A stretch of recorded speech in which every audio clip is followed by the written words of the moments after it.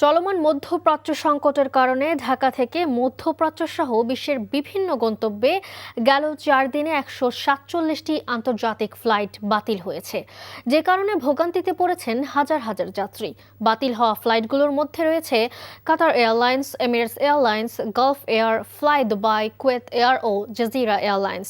বিমানবন্দর ও বেসামরিক বিমান চলাচল কর্তৃপক্ষ সূত্রে জানা গেছে, 28 ফেব্রুয়ারি বিকেল থেকে ইরান, ইরাক, কুয়েত, সংযুক্ত আরব আমিরাত, বাহরাইন, কাতার ও জর্ডান সাময়িকভাবে তাদের আকাশসীমা বন্ধ ঘোষণা করে।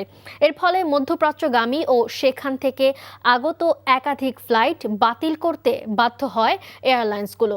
তবে কুয়েত, বাহরাইন, কাতার, আবুধাবি, শারজা ও দুবাই রুট ছাড়া অন্যান্য গন্তব্যে ধীরে ধীরে ফ্লাইট চলাচল স্বাভাবিক হচ্ছে বলে জানিয়েছে বিমান কর্তৃপক্ষ। এই মুহূর্তে ঢাকার হযরত শাহজালাল আন্তর্জাতিক বিমানবন্দরে আছেন আমাদের স্টাফ করেসপন্ডেন্ট নাহিদ প্রিন্স। সরাসরি চলে যাচ্ছি তার কাছে। নাহিদ, মধ্যপ্রাচ্যগামী ফ্লাইটের সম্পর্কে আজকে কি তথ্য আছে আপনার কাছে, জানাবেন আমাদের।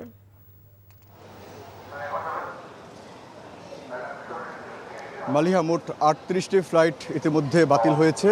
তো এই সমীকরণ দাঁড়িয়েছে 147টি।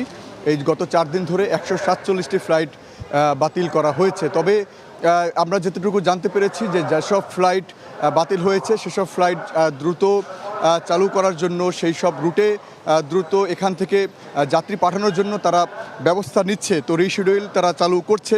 তারা বলছিলেন যে সংযুক্ত আরব আমিরাতের যে ঘটনাটি ঘটেছে সেখানেও 12টি ফ্লাইট ইতিমধ্যে বাতিল করা হয়েছে। তো সৌদি আরবগামী যেসব ফ্লাইট যাচ্ছে যেসব রুট, যেমন কাতার হয়ে যেসব সৌদি আরবগামী যেসব ফ্লাইট ঢুকছে সেসব রুটেও কিন্তু অনেকটাই ফ্লাইট বাতিল করা হয়েছে।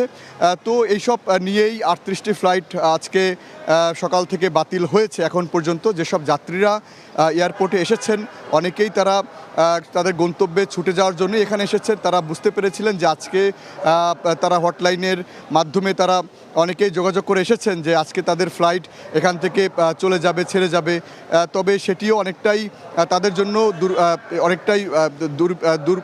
তাদের জন্য অনেকটাই অস্বস্তিকরই হয়েছে। কারণ এই যে বারবার এখানে আসা যাওয়া, তাদের এই 3 দিন ধরে অনেকেই বলছিলেন তাদের অনেকের ভিসার মেয়াদও প্রায় শেষ হওয়ার পথে।